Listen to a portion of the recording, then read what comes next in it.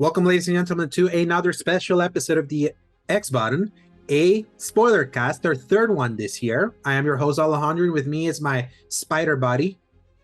Hey everybody, wait, are we starting off with spoilers? Yeah, you can start the spoilers immediately if you Okay, I want. just love being a playable Venom in real life. Yeah. Yes, indeed. Yes, indeed. Um, so yeah, Paul, like kind of like we teased with the normal episode that went out this week, we both played Spider-Man 2. We beat Spider-Man 2. We platinum Spider-Man 2.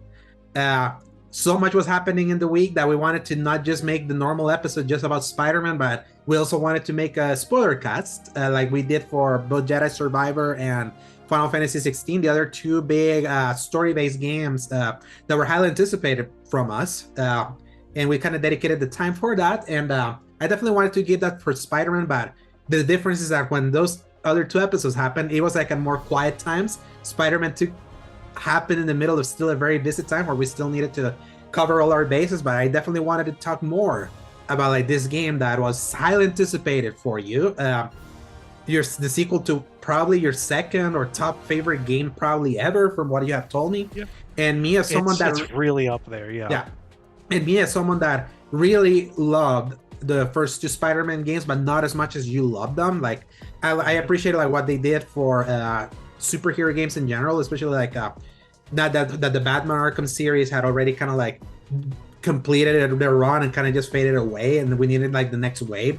I feel Spider-Man, the 2018 Spider-Man did that, and then a game like Miles Morales, 2 years later, like took the greatness of the original, sanded the edges of some of the parts that were not as great, and put us in like in an upward trajectory. So 5 years since the 2018 game came out, and with high anticipation, this was like the big PlayStation 5 game for the year. Especially like Final Fantasy 16 was the other big one, but like from a first party, like from an actual Sony studios, like Sony was like, yeah, we're only putting Spider-Man. That's how confident we feel about it. We already saw that it has massive financial success. The reviews were really great and all that. And could this really be the best of this trio of games?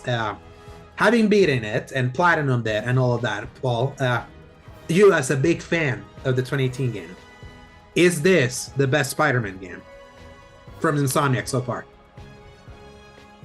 I don't think it is.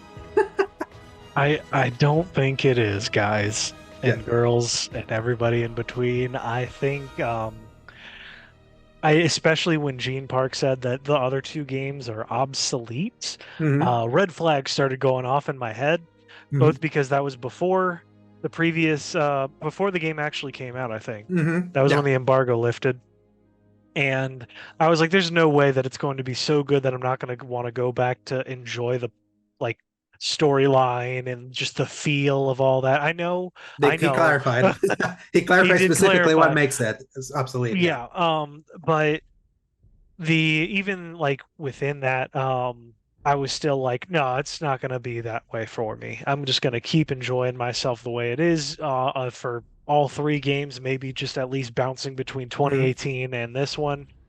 And pretty soon after that, within like the first 5 or so hours, with one very notable and very good exception, I was not impressed.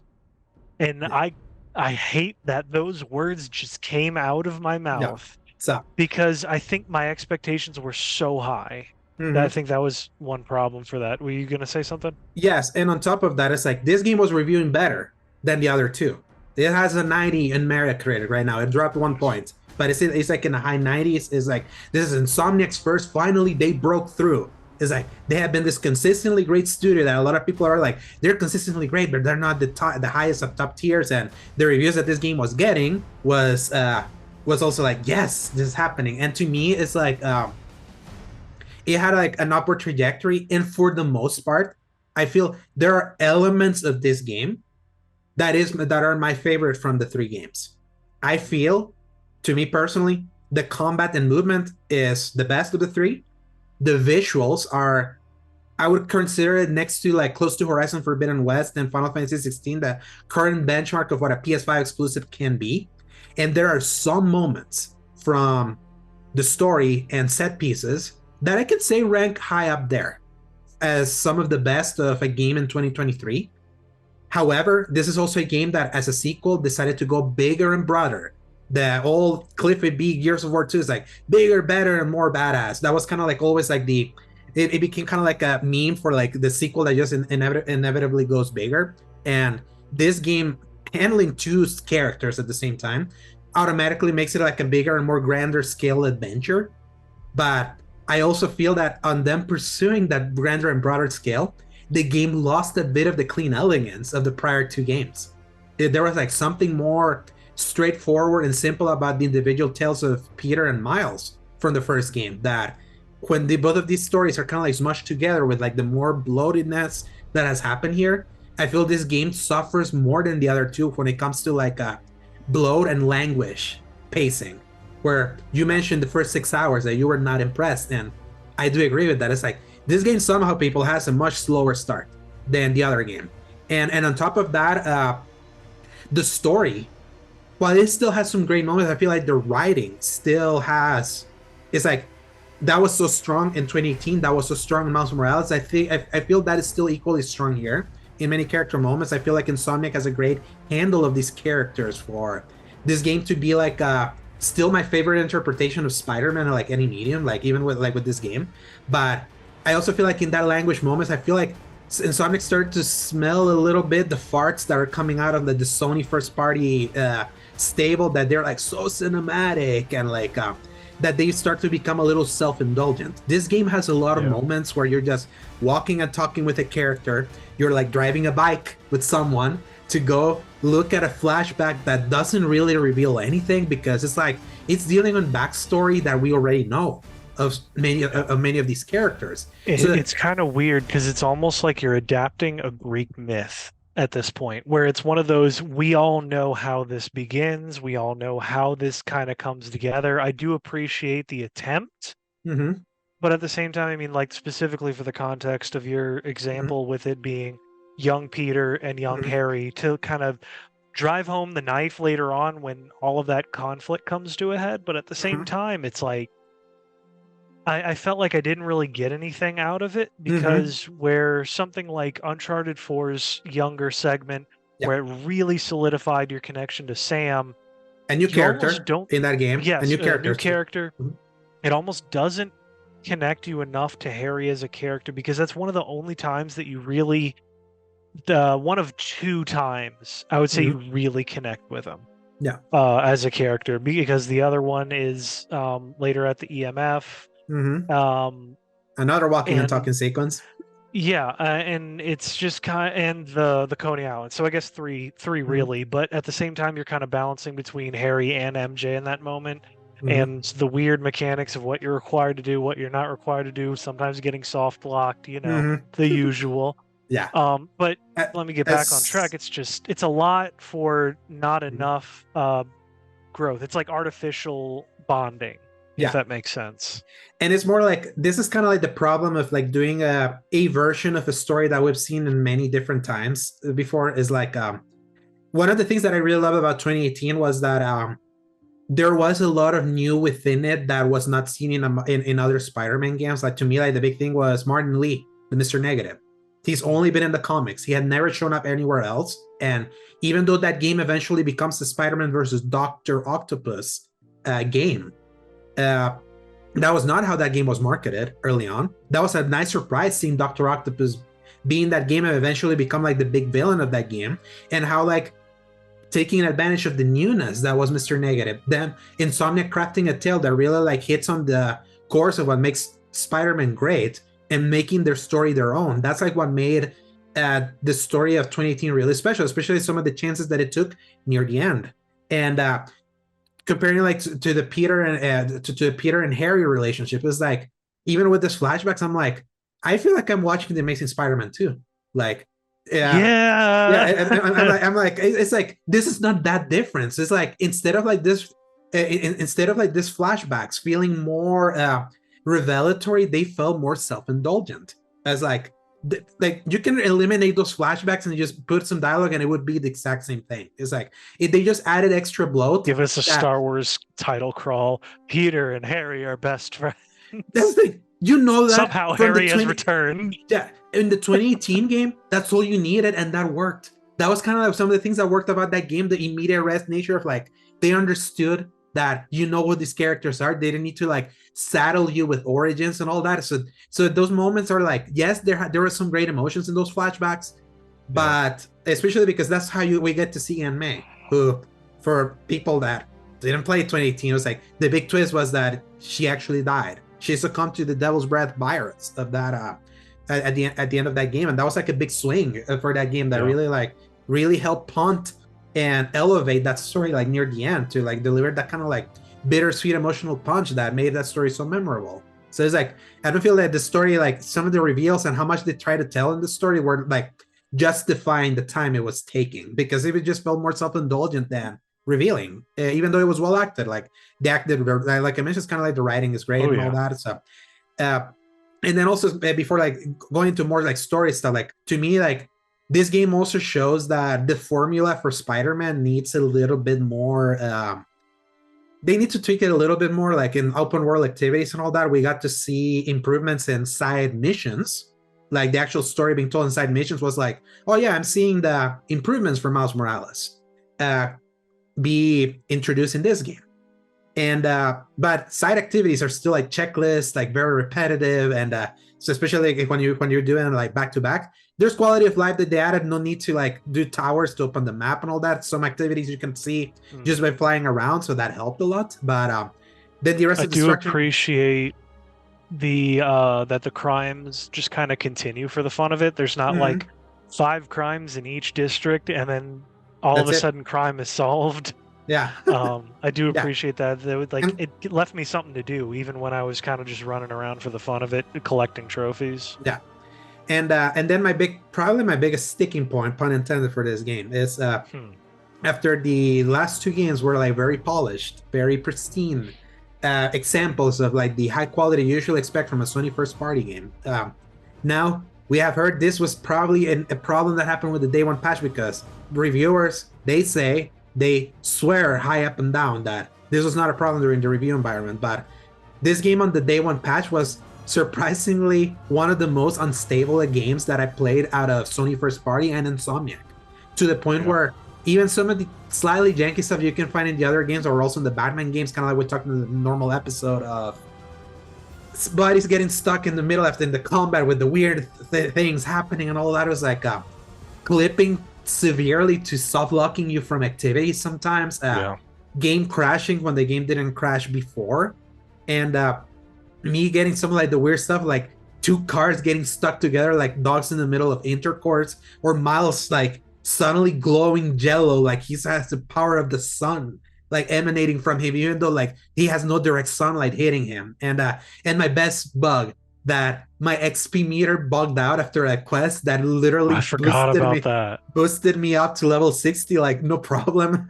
and it made me complete the thing. That was a funny glitch that was helpful, because it's like, oh yeah, this cut my grind to level 60 because we both platinum this game. But it's like, it's distressing to be like, man, it's like, especially on the eve of seeing some of the reviews that were putting this as like, yeah, this is the best game out of the 3 and all that, and seeing all these issues and some of the problems with that were happening with the pacing and all that I'm like, there are elements in this game, its highest of highs to me, are like makes this probably my favorite of these 3 games, but it's in those specific moments, and it's not like I say definitively this is a slam dunk, this is the best game out of these 3, like because of those issues. It's like I feel like at the very least, like to me it puts all 3 games kind of like in equal footing.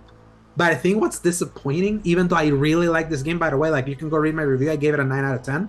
I gave the original a 9 out of 10. I would give Miles Morales also a 9 out of 10. This also would be like a 9 out of 10 in my book, because those highs I tell you people are really high. Do you see how it could have been the best one? From the moment it starts with that amazing Sandman moment, that after I finished it, I was like, oh, we're in for a ride here. Holy crap. It's like they like stepped it up. This is God of War 3 level, like seeing that massive Sandman level and the 2 Spider-Mans working together. The game didn't really bug out on me at that moment either. It's crazy because I want to say this before I forget it.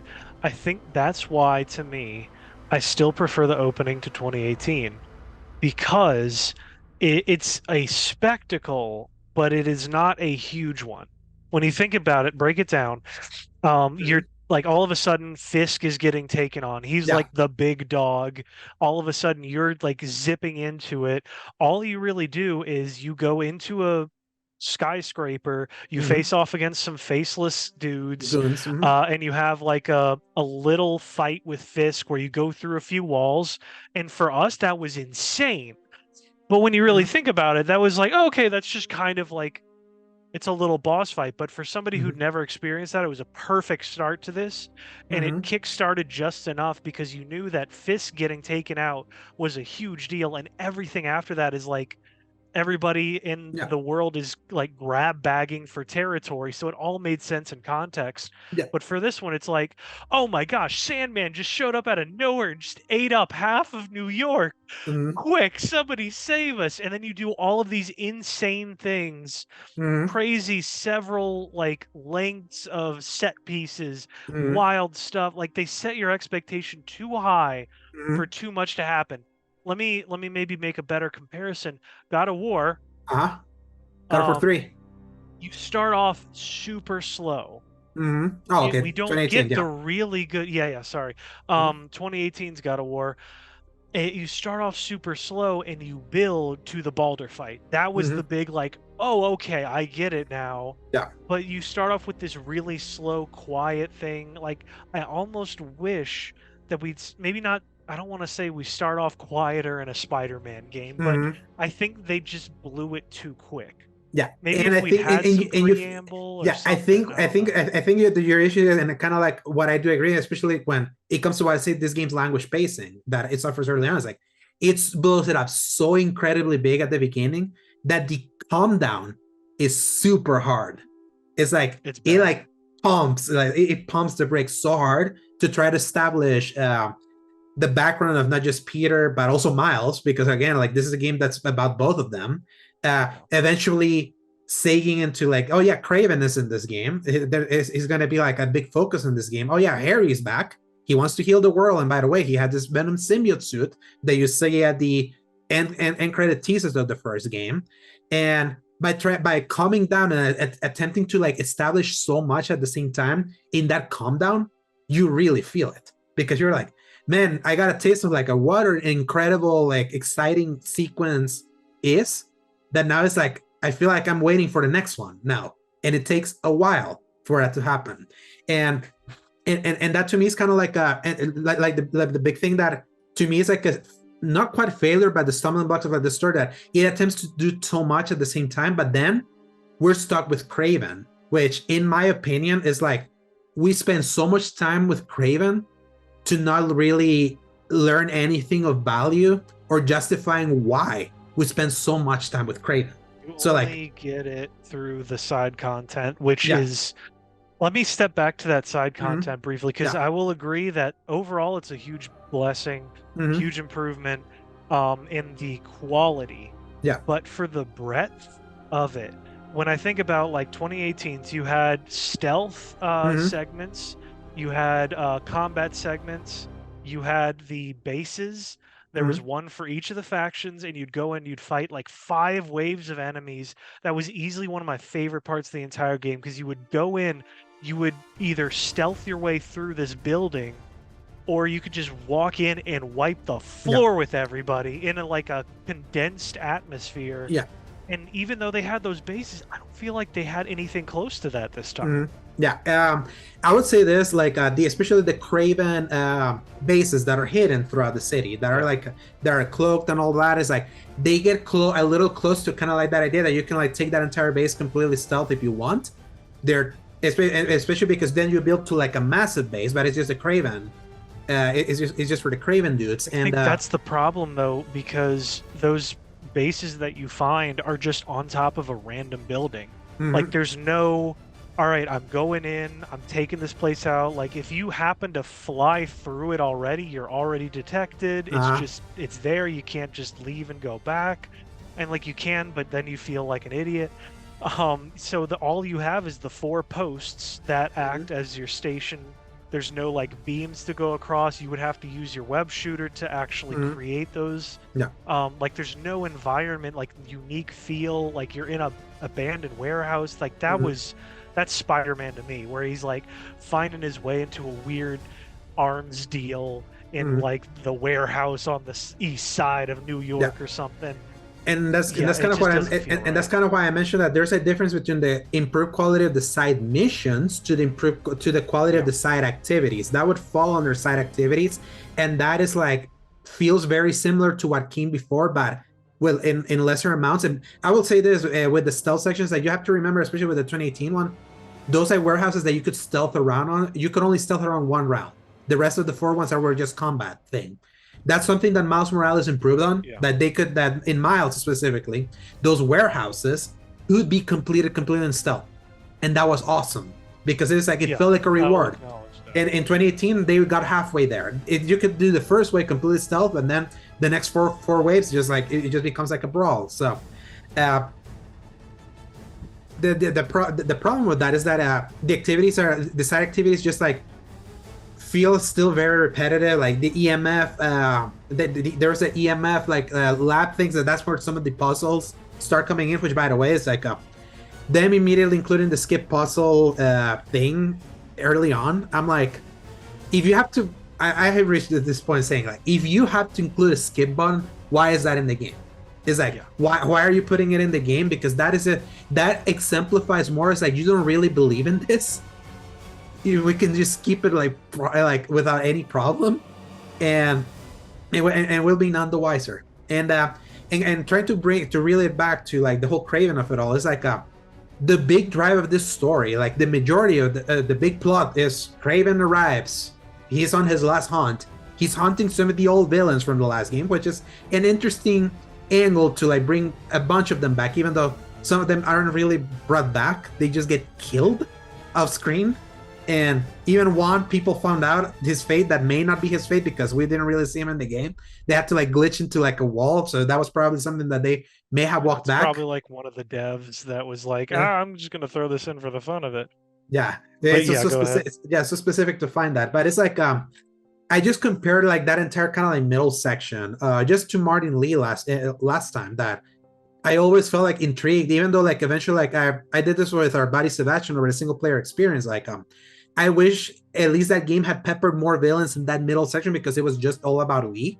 But at least from a story perspective, we were learning a lot about who Martin Lee was, that the personal connection you had with Lee, with Feast, May, and all that, like for his heel turn to feel like something that is like, man, it's like he seemed like such a nice guy, and that's kind of effed up that he had like he was planning like this terror attacks, which that's how we got introduced to Miles in that game with like the death of his father. That's kind of like followed up on in this game, but we don't get this a similar kind of like insightfulness to Craven the Hunter like we do. Is like definitely they took cues of like the Craven's Last Hunt story, but not exactly that, I would say.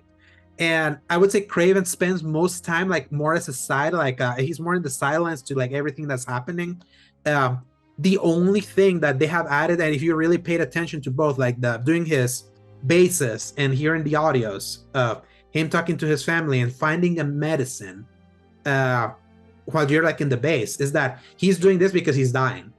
So you can like, as you can assume, he's probably has cancer, which of course, another thing this year of someone having that, because Peter mentioned something like that's the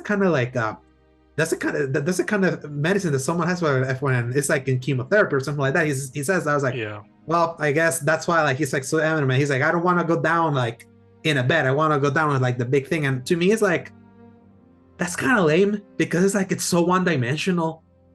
Especially, I think, and here's also kind of like the bigger problem compared to 2018. We know Venom was in this game from the very first trailer. We heard of Craven, but it ended with the Venom tease. We didn't hear at all about the Dr. Octopus until we played this game, because of the way the Craven the Hunter story plays out in this game. What it feels like is it's a stalling tactic. We got to fill this game up. Well, here's Craven. He's going to like be like kind of like the driving story for like some of the cool moments that happen. And to be fair, like at least from gameplay, there are amazing moments that happen in like the middle section of this game. It's just on story. You really feel it's like, yeah, Craven's imposing. He's like his big chunky dude and all that. But where is Venom? It's like, when is he showing up? We know that he's in the game.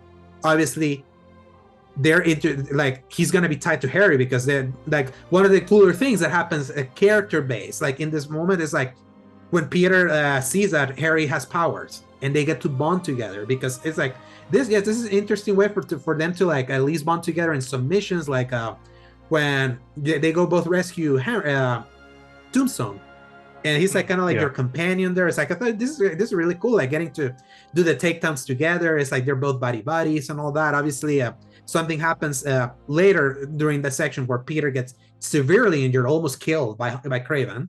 That's how you get your black suit, and obviously that kind of sets us on the way to, of course, it's like the traditional symbiote suit. Peter gets it, becomes so strong. He becomes an asshole. He becomes a jerk to everyone, and I was just rolling my eyes because it's like I know how this story goes. Like I absolutely know how this is gonna go.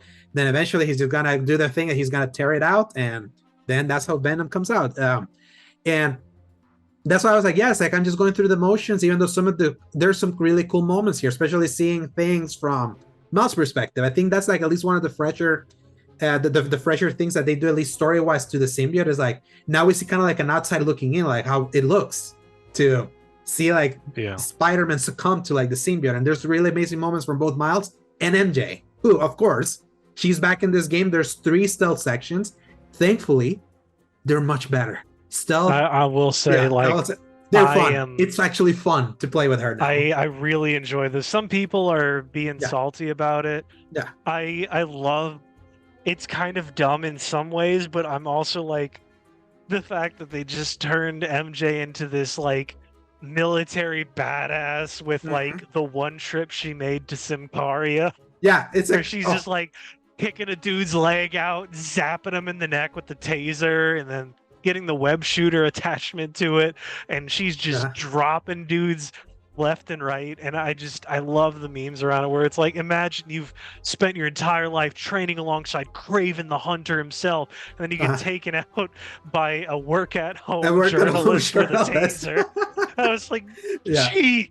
Yeah, it's like it straddles the credibility, but at the very least, it's like that was one of my bigger problems with the 2018 game. How often you got taking control out from you. Like you play as Spider-Man, especially if you mainline that game. That's how I felt it more in this recent playthroughs. Like, long section with Spider-Man. Now time to MJ or Miles. We're just walking around, and like you couldn't do much. And it was until her final sequence you got a taser. So it's like, oh, she can finally defend herself now. But it's like there's less of those sequences here, and at least they were more exciting.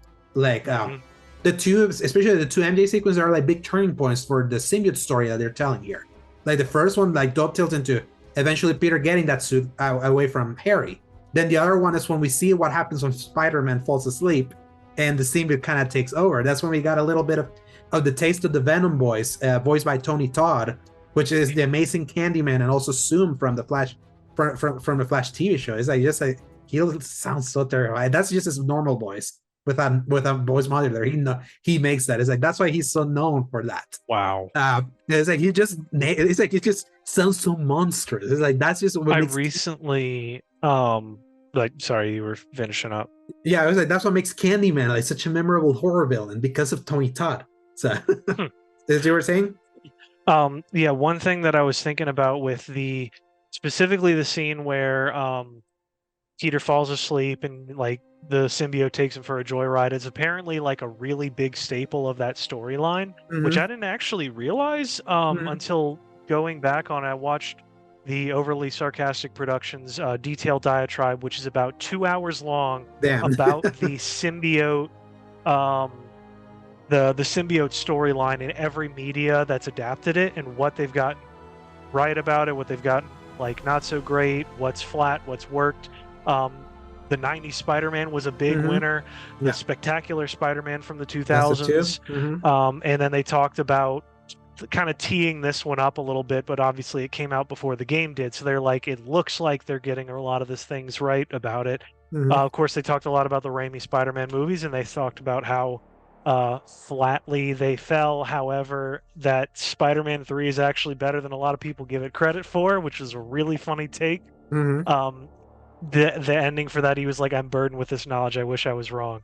Mm-hmm. So anyway, one of the things with like how it takes over his body whenever he's trying to sleep because it wants to be like as efficient of a Spider-Man as physically possible, Mm-hmm. it's just so cool. And then combining that with, well, what happens when Peter is not in control of the horrifying powers that is Spider-Man? Yeah. And what does that create when you start combining that with like a creepy eldritch sludge monster? Mm-hmm. And that was a perfect idea. Like I'm kind of surprised that we haven't gotten a MJ is the horror damsel and Peter is Mm-hmm. now the horror. Yeah. Um, it is just such a great idea that like watching that happen and every time, especially going through that sequence where despite all of it, MJ's trying to push deeper into this sewer. The Mm-hmm. symbiote is trying to rip everything apart to collapse it in on her and Mm-hmm. him. Um, and the like screams it would just shoot at her. The fact that it was becoming like a Resident Evil game for a minute, where Mm-hmm. you're suddenly playing a shooter over the Yeah. shoulder and there's a creepy creature that's hunting you. Yeah. Um, it was actually a really cool spin on it that Yeah. I wish I'd gotten a little bit more of, And which is that's the thing. crazy Like to think of.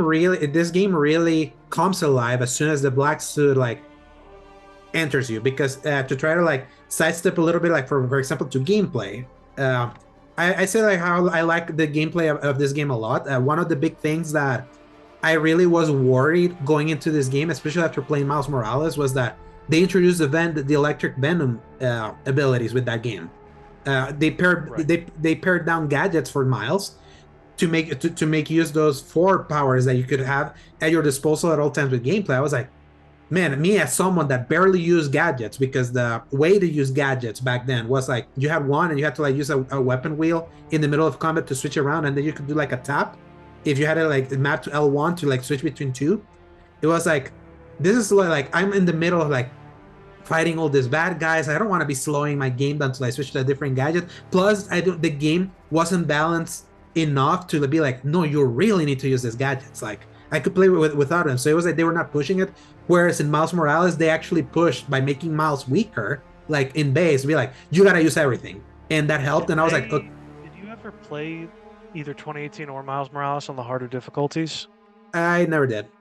I could Okay. imagine. Yeah, I That could imagine that was that was probably. absolutely where it was like you need to use every gadget in your arsenal, and that's probably why I ended up enjoying it so much Mm-hmm, because I was forced to use the wheel mm-hmm, constantly, and I'd like switch to one, switch to another, take out a guy with the tripwire, hit somebody mm-hmm. with the web bomb, and I think that's what it ended up being because I've seen at least one other guy that was a prominent YouTuber talk exactly the way that I've been talking about the gadgets, where Mm-hmm. he was like legitimately incensed about the fact that all of the gadgets are now like the least Peter Parker-ish gadgets, Mm-hmm. and it's like anti-grav technology, and it's not like the cool web-based moves that just give you the tiniest edge in combat, which turns out the ricochet web in Spider-Man 2 kind of gives you some of that.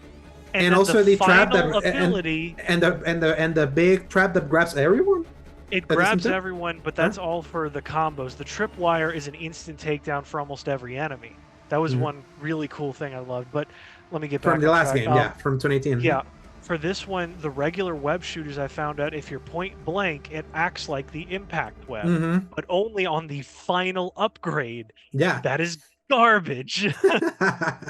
I yeah, I loved like the cool web-based, like it feels like Peter has like 3 or 4 different settings for his webs to just keep things rolling.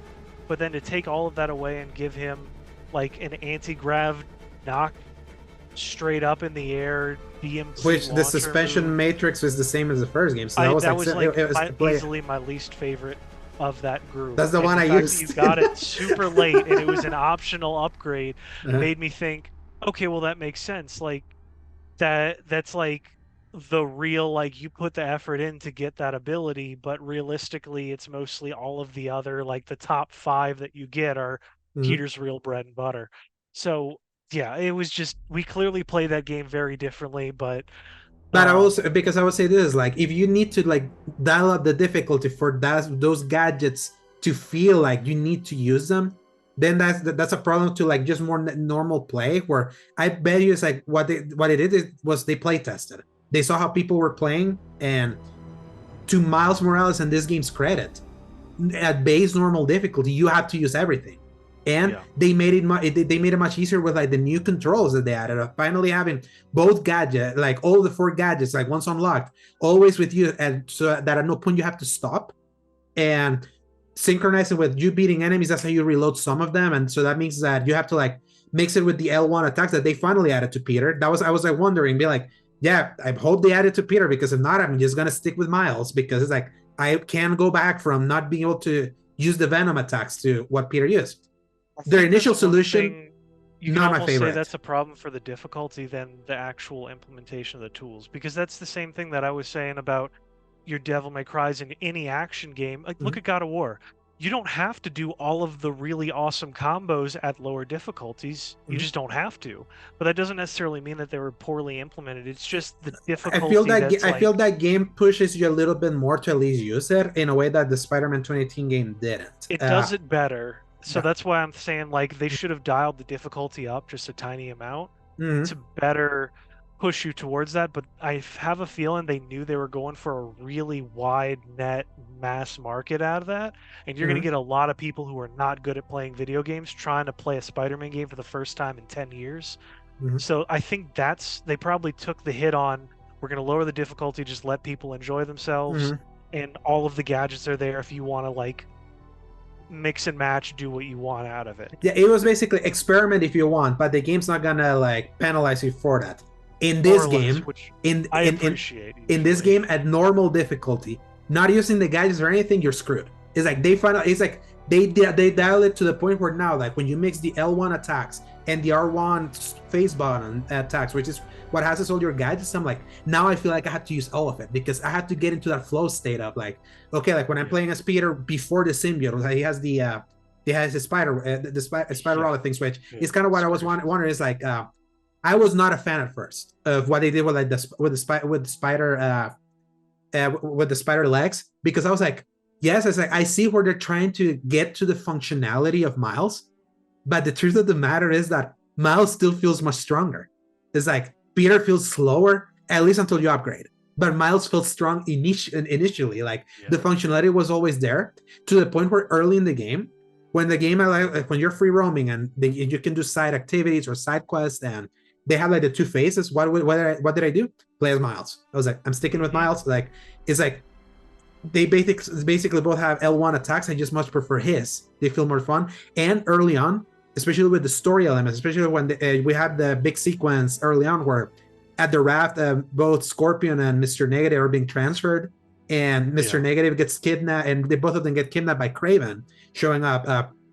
Miles gets an upgrade. Like, he gets like extra abilities from what he has. So it's like all the upgrade. Cool. I wasn't expecting that. And eventually when I got all of them, I was like, I'm gonna stick with this. I really like him like doing that Emperor Palpatine electricity of L1 square, the L1 triangle one where he just jumps up like his freaking Dragoon from Final Fantasy and just so was, like, funny. Miles is literally just an anime character at this point.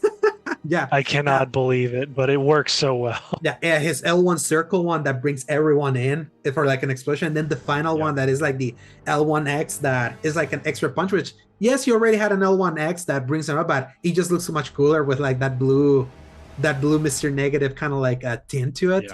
It was like he was getting all those upgrades that then when I was playing as Peter, I was like, you feel lame. It's like, this is what I was fearing.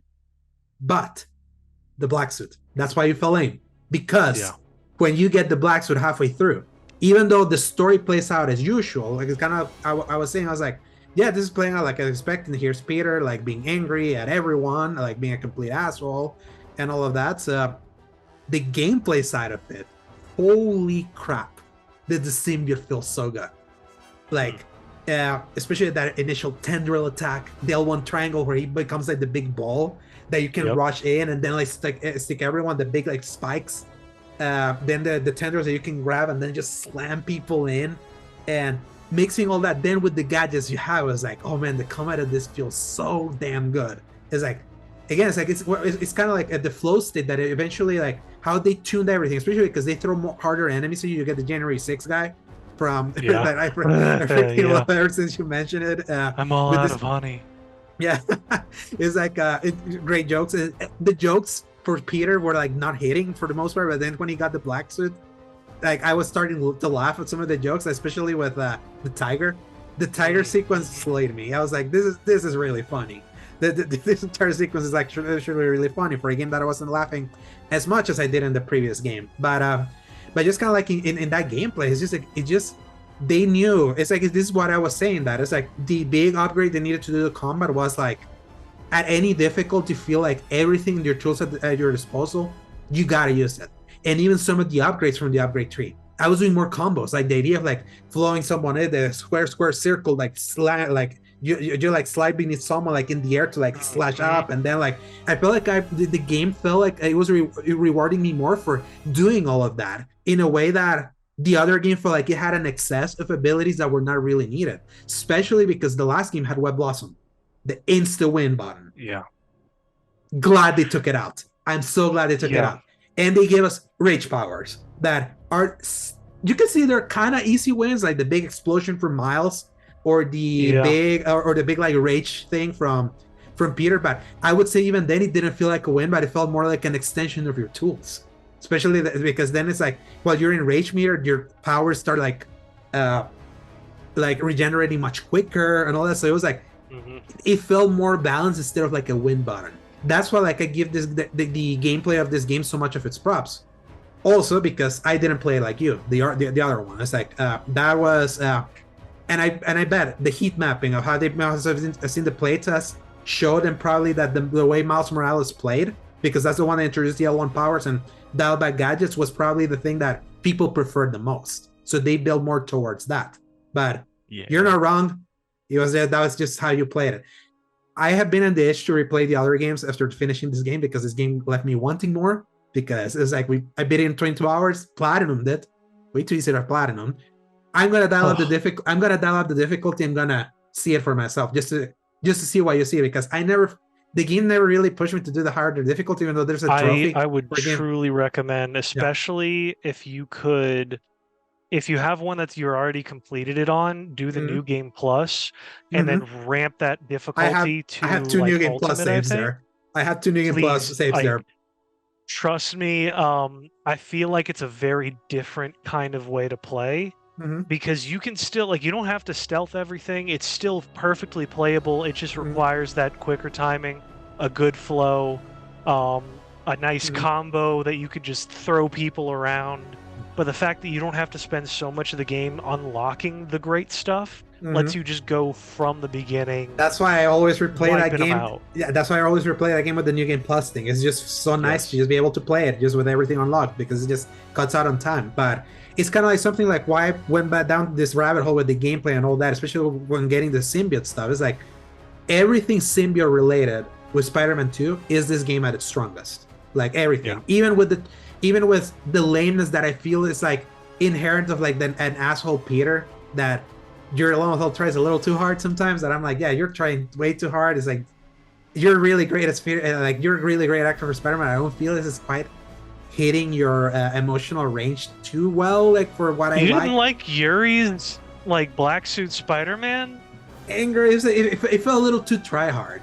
Oh, I loved it. Yeah. It's like I was like, yeah, there's some cool elements. I feel like the manic elements, like when he's talking with Connor and he's using the we and all that, like that's when that was good. Yeah, it's just when he's like angry, like he's trying to do the angry thing. I'm like, it's a little too forced there. Yeah. But there's some parts like when he's talking to Kraven in the bell tower before Kraven kicks it, and he just like, like it feels like they just put a cattle prod to Yuri Lowenthal in the middle of recording. But like some of it sounded really good. Like even that one line that they showed in the gameplay trailer, where he's like no, I'll get him. He's mine. I don't remember what it was.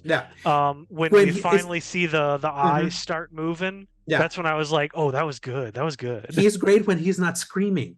Later on, when you hear that, it's like he starts like screaming more. Like whenever it's around the time that he meets with Rio Morales when like Miles gets kidnapped, and Oh in yeah, one yeah. of the sequences, I it said start I'll find him. yeah, it's like it just becomes a little too much, and I'm like, it's like yeah, this is reminding me of like Bully Maguire. Like I also like when they try to have Tobey Maguire do the anger stuff that Yeah. comes off more campy and not as like uh menacing as I would have liked. But Hmm. again, it's kind of like at least that's just a few moments. I was like, I guess this is probably where we're gonna stop using the suit, and lo and behold, that's exactly when it happened because that's when around the Yeah. time where you finally beat Craven and the Craven fight. Yeah, it was great, but I much prefer the Miles versus Peter fight. It's like because it's Yes. like this is such a cool like subversion of how he's gonna get the suit up because it's like he's really cool of like the idea of that one of the cooler elements of this game, the master and apprentice like idea, Hmm. and then how like from Miles' perspective he starts getting shafted for a while after Peter like reunites with Harry and then he sees that Harry has power. He was like Yeah, feeling like he was. that's I another felt thing that like I feel bad for Miles Miles. I feel bad for doesn't Miles because have anything to do in this game. outside of sight, the side missions are like his. Like a lot That of the stories for this is absolutely. found there. That's just kind of where I think like they didn't give him. I don't know if like Miles just doesn't have much of a rogues gallery like Mm-hmm. outside of Peter, because he had like a good little thing going with Mysterio. I did Mm-hmm. appreciate that. Yeah. I did appreciate some of the stuff with Haley. I feel like that was a little overblown. His Visions Academy stuff, I Uh didn't huh. really like any of that. So I think it felt like a step down to me, and Yeah. in a lot of ways. And then in the main story, he just didn't have much to do besides this sudden like hatred for Martin Lee, where Mm-hmm. like he never mentioned any of it during his own game, Yeah. but all of a sudden he was just like, I have to kill him, and I was like, Mm-hmm. okay, buddy, this is all of a sudden going on. Mm-hmm. Like I Especially didn't early mind on, it. especially early on, because it's like Yeah, that's when like which they're both overseeing the prison transfer, and then that's when they start yeah, healing. Like he's having the kind of that hatred. But I would say one of the cooler things about this game thematically is that there is a lot of talk about redemption and second chances with this game, and I yeah, feel that is which that is kind of like underlined a lot through Miles' journey as he's trying to find Lee, and then eventually you fight Lee, and Lee figures out why Miles hates it. Like when he goes inside the thing in those cool like Arkham Asylum style, like you're inside the mind part in of the me feels like that was a little overblown because they did that I think three separate times in this one, and yeah. I always felt like that was a bit of a slowdown in the 2018's game as well. So, They did it a but lot that's not also really the because point. I there were a few times that by the time that you got a final one in the final battle against Lee in 2018, it was like Yeah, again we're here with fighting the I big. know. I did appreciate that it evolved past the like petty Yeah. revenge side of it, where it was like Miles like in a fighting arena with Lee decides to like help him escape. I was like, ooh, that's good Spider-Man right Yeah. there. That was like, I'm gonna let my villain go free for the sake of like telling Peter, my master about where I all of am. this situation. Like, I'm not gonna try to escape myself. I'm gonna help him escape, and then hope that he now has a change of heart to help me. And And of that's what course, seeing happened. that come full circle. And I would say I like know.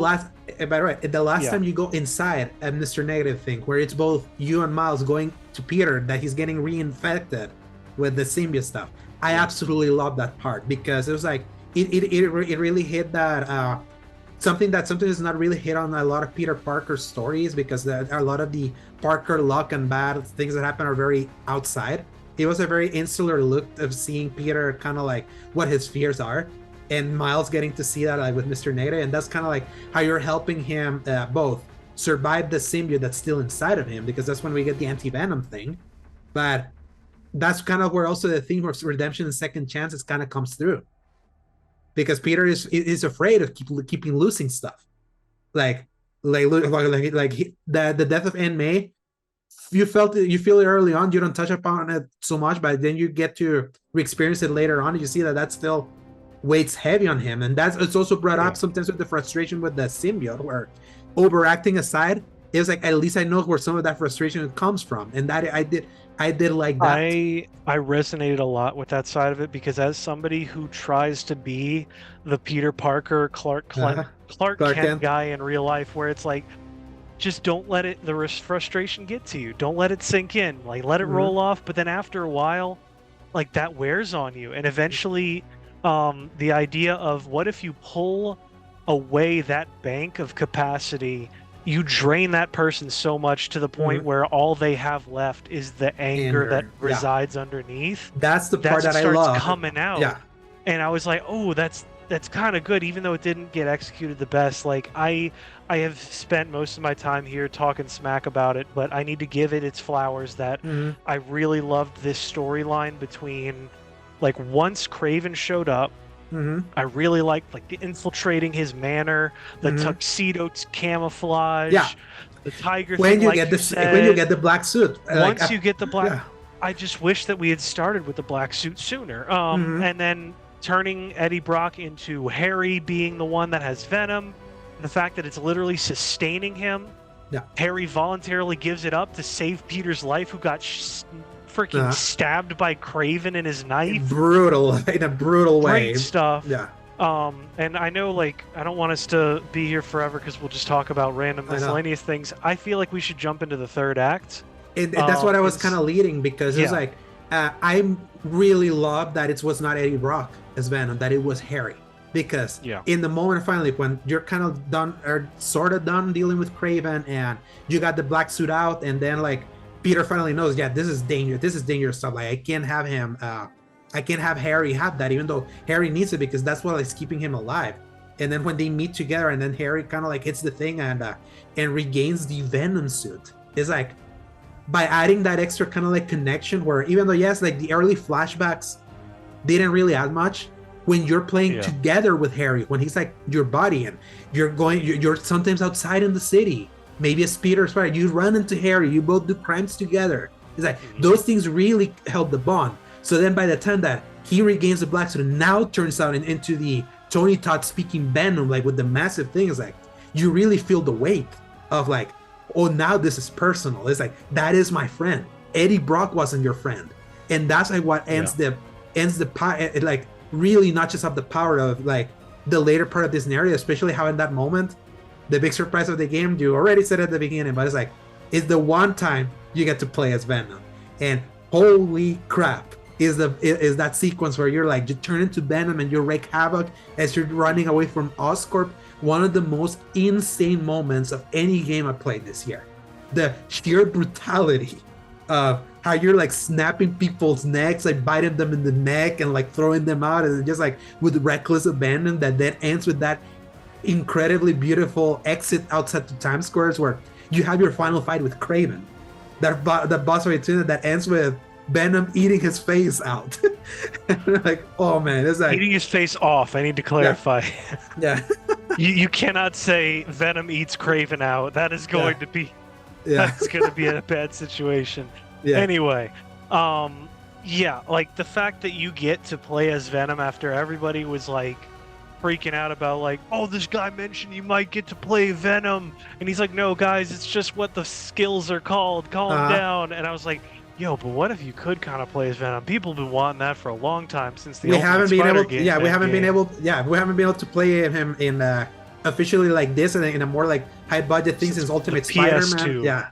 And then there was a friend or foe game that was like the kid game that you could technically play as Venom, but that was like a beat 'em up. So it was like you couldn't really play with him either. So it was like, this was the first time you get to like see Venom like in his whole key destructive. It's like just they basically made him kind of like spines, man. Like, he has no worries about killing people, that's for sure. And I wish that you'd gotten to play it as him longer, or like just a secret unlock, because he has the ability to run, jump. He has 2 skills. All you'd have to do is let him swing, and you could have just put him in the overworld, honestly. Yeah, it's like they gave him enough of a combat kit that I'm like, man, I would have loved for something that allows you to just swing around, and all that, especially because all of the Venom, and the thing is that maybe you could, because there was a side quest that someone left with some Venom stuff with Cletus Cassidy. Man, if there was, I could easily see any of these being a DLC. Or I a side see, game. like, at least, I hope we get a DLC or a side game before the Spider-Man 3. But I mean, with them now focusing so much on Wolverine, who knows? But anyway, they have enough teams they could do another. you sell 2.5 million copies, you're gonna follow this up. Like you absolutely So have to, much. you have to I follow up mean, this if game. 2018 got 3 whole DLCs for it, we're going to get at least that many, I think, Yeah, again. it is interesting though that the city that never sleeps, those 3 pieces of DLC were announced before this game came out. They haven't announced anything that's similar to this with this. Maybe they learned from their lesson Yeah. because almost not really any of them were received the best. Maybe the third one, but Yes, they're better received now when you play them in the PS5 remaster. Now that all of them are out, like you play them all like back to back, it plays out okay. better instead of like one a month and there was like very brief time and all that stuff. In fact, like they have the same length as Miles Morales. It's so funny. It's like the city that never sleeps. Those 3 episodes together, like binged, it's like a Mhm. it's like a smaller game, and it proves like yeah, it's like a 6 hour chunk of Spider-Man, like with the city already built and all that kind of works. Especially like they already built out. Most of New York feels the same. They made it bigger because of the visuals, and then obviously the added of Queens and Brooklyn. That Yeah. that helped like with the scale, but they have the city, so it's like they could technically be able to build on more content if they want. And it was very interesting last week. Insomnia was like, people were asking, could you ever do a Venom? Do you remember those tweets? Could you do like a Venom spinoff or something like that? Yeah. And they were I do saying so. It's like remember right that now now. we're want to see like we're just focused on Spider-Man 2 and we want to see what the fan response is. It's like it's obvious what the fan response has been. It's like what makes Spider-Man 2 great and what makes me love this game just as much as the first two. Everything after Venom shows up. That's Yep. like literally, it's like the story goes nuts. It's like it manages to briefly like give us the high definition version of Web of Shadows, because that game was janky AF, was like not really that great, but like the idea of like a Venom completely like infecting an entire city. Initially, when it started, especially when you get that scene of like Harry after he kills Craven, and then he goes to talk to his mom at the cemetery before Oh yeah. before the Venom scene, was kind of like talking like he was this mom, be like, "We're gonna heal the world and lift everything," and then you see kind of like a visual of the entire world being covered. It was Hmm. like that felt that's exactly what had happened, but it was just more like a visual of like what was happening. Because then when you're outside early on, I was like, yeah, there's like this Venom enemies which are kind of hard, and it's kind of cool that you improve the concussive blast, the R1 circle attack, to have like the sonic boom, and that you really need that to be able to like quickly kill these guys. Even though you can still do it normally, but it's really helpful being able to do it, especially when the big hulking ones show Yeah. up. But it was like initially I was like, yeah, there's like some cool stuff like the Venom activities that you have to put the sonic boom and wait for 2 minutes, like waves and waves of enemies. But it was like, yes, it's getting into the Web of Shadows of it all, but it's like it's kind of lame that other parts of the city you see people still kind of like just chilling, walking around. It's like you don't really feel it. It's like it doesn't feel as dire as like the story made it seem until it does. Until Yeah. that, until it Then it actually hits it hits. It's because like there's everything's absolutely covered. the Web of Shadows moment Yeah, where tendrils everything is everywhere. Yeah, crap. It yeah. is terrible. It was so weird that I was like, holy crap, this is They just like I used to play back in the day because I played through Web of Shadows at least 3 separate times. It's I so good. loved I that game really I so love that much. game as bad as it is sometimes. It's like it's so fun. It's like it's still the best Yeah. combat of any Spider-Man game in that era. And So the fact that we got so much of that, the crazy symbiotes running around, the fact that it like took over all of the crime just became either uh the cultists fighting the uh Spider-Man would specifically mention, he's like, guys, do you not know there's like an apocalypse going on? I What are know. you doing burning houses down? Yeah, But then also the symbiotes would do stuff. and the Jameson podcast like changing to cover that. It's like they're like they started hitting Oh really like yeah, really hard also with that. all of that. And Let me think. insane That the insane Danicast. yeah, the Danica podcast also still like touching on that, even though she was already, it was really cool that her side of the podcast was like, hey, anyone not worried about this like black suit that Spider-Man's like having, especially the things that are happening like with what happened with Lizard, which is like, yeah, we saw Black Suit Spider-Man and Lizard go in and only one of them go out. People are not worried about this. Like there's like the world building side of things was like really well implemented to give extra weight to like a very traditional symbiote story. But to me, like the biggest surprise, and I was like, wow, I did not see this coming, and I'm really glad this happened. Scream. Yes. Scream, like, I was not expecting. yeah, I would consider Scream a mostly obscure villain. The very fact that she obscure. Yeah. barely shows up in anything outside of like she's terrifying to look at. So you can't Yeah. put her in any of the kids stuff. Uh, And the fact that you made Scream MJ yeah. and I like when she showed up, I was like, oh shoot, they're taking on. And when she stood back up, she had the Scream colors. I was sitting there like, no way, Yeah. no way, you gonna put this like secret boss in here? Uh, Oh, I was so glad I and got to fight and that. again, it's like, and that was like that amazing moment. Again, what I said is like why I like the Insomniac spin on Venom, like of you coming back to your house and Harry's there with MJ, just like in a very tense standoff. Uh, that eventually then he transforms MJ into Scream, and then you fight Scream. And it's funny seeing Scream be the personification of what's MJ's internal strive. You see what has been eating inside her that you don't really notice, and you hear it in that fight, and it was like extra emotional and with extra punch. And I was like, man, it's like this story just keeps like throwing me the twists and turns, because it's like before that was like the hour, or after that was the anti-venom stuff. I was like, the pedal, they hit the pedal to the metal. I can't stop playing. Yeah. This is so freaking awesome. And why was not this more of the game?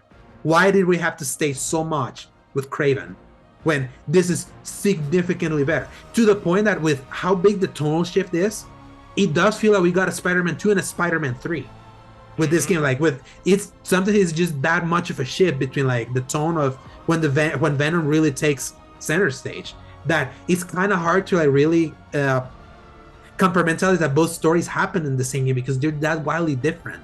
And when what's funny is because that's the part that I love the most, even though this game lengthwise is the same as the original, because it has this different sections that are like so wildly different in quality, and that third act is just so insurmountably better than earlier than anything else in the game, to the point that's why I gave this game a 9 to me personally, because I was going to score it lower. It sounds like you were about to, based on reading your review. Yeah, but it's like that was the part where I was like, man, it's like that's why it feels like it's so funny. It feels like it was shorter, but it was not. It's just the incredible part just wasn't the entire game. That was like this Venom fight, and especially like reaching the end where the Venom becomes like this gargoyle like metal thing with like wings.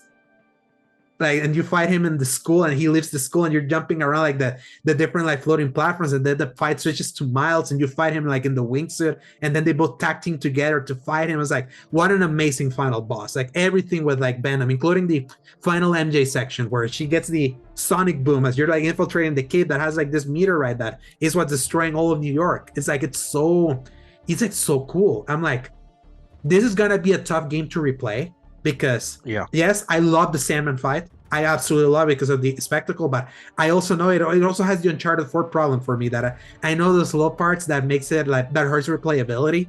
That I'm like, I have to trudge through this early flashback stuff, a lot of the walking and talking of going through the Emily May Foundation, the Coney Island section. So it's like, I think if you could just power through that first few hours.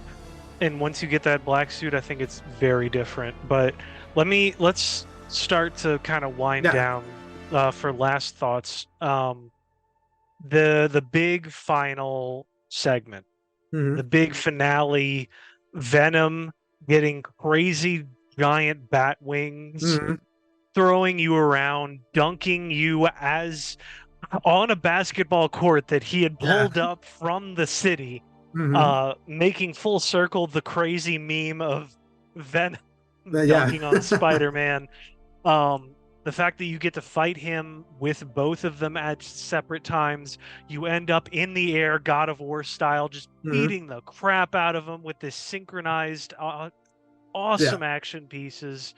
Like it may have gone in a very rough direction at the start, but boy, did it give me some Final Fantasy 16 over the top.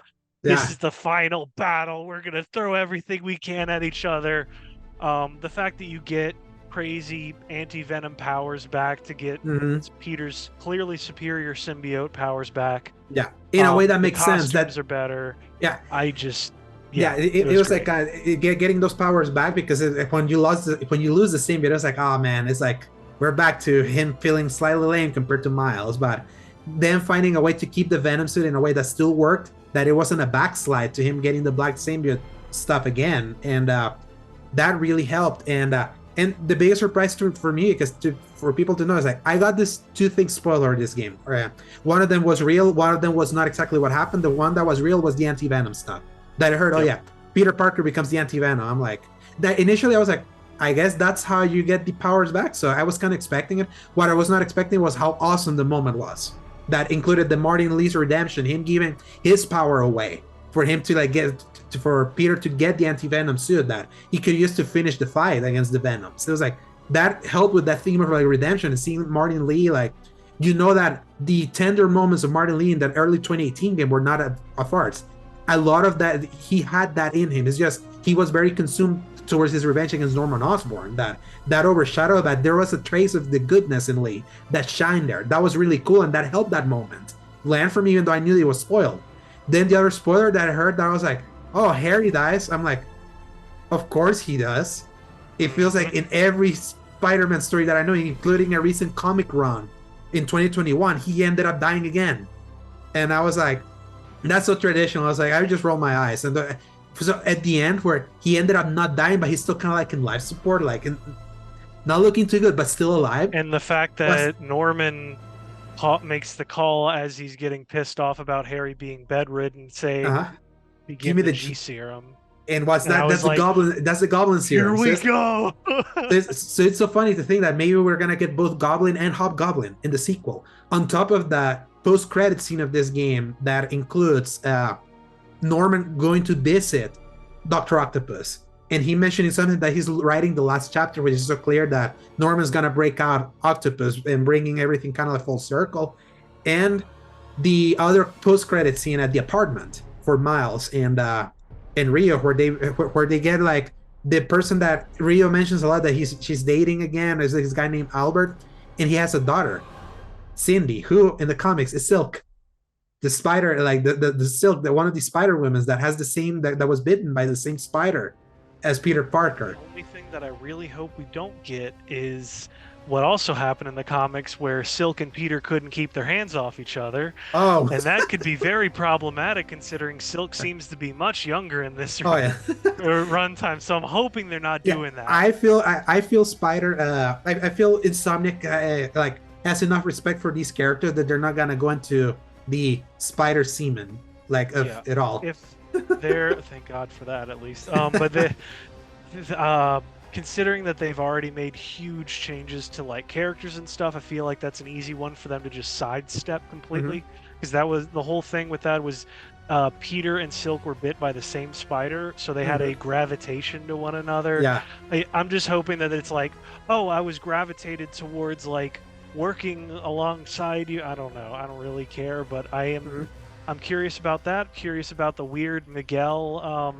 Which was one of the side quests, side activities that when you complete, it's like, oh, there's Spider-Verse stuff in this thing, and they mentioned really Miguel O'Hara with the Spider-Verse art style. I was like, that would be cool if that's like something that they tackle in the third game, because like my big fear of like doing Venom is like, and how big they went with Venom is like, how do you go bigger?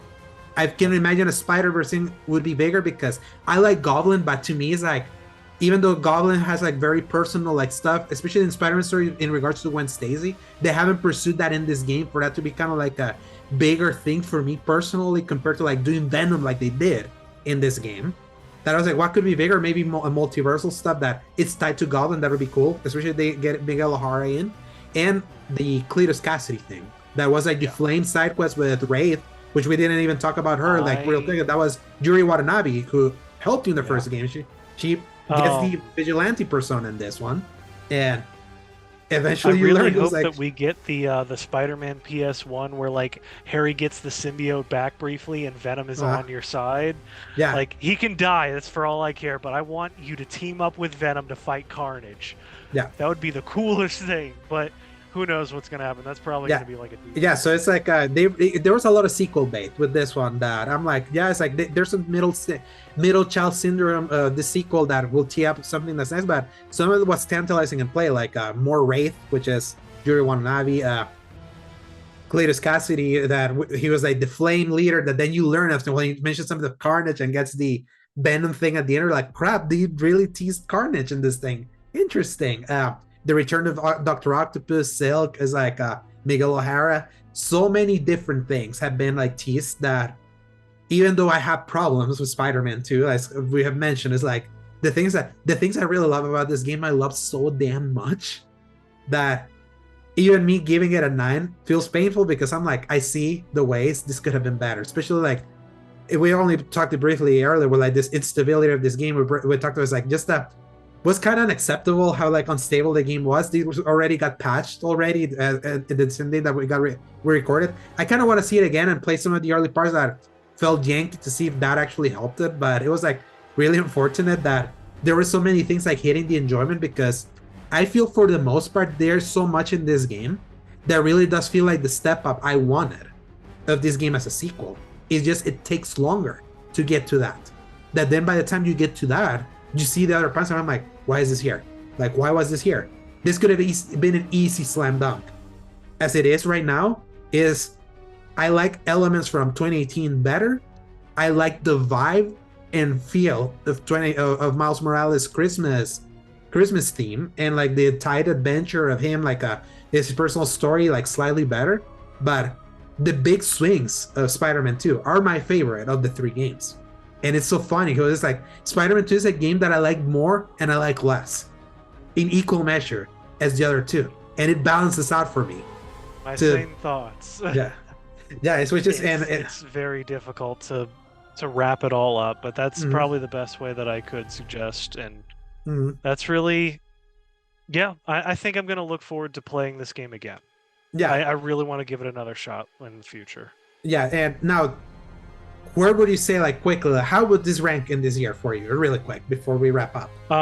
I would say it's underneath Armored Core right now, and fighting for second place with Final Fantasy 16. Yeah, to me, like, Final Fantasy 16 is still my favorite game this year. Subject to change, because I'm going to replay a bunch of these games, because we're about to enter a very freewheeling time the next 2 months, because we're done with releases. So I kind of want to see if I still hold strong with some opinions. It's kind of like how you were so high at Jedi Survivor, and now you don't think it's the same as well. Maybe you can go back to it, and maybe another patch happened since you played it. So they're still patching. So I'm hoping. I want to go back to it for sure. Yeah.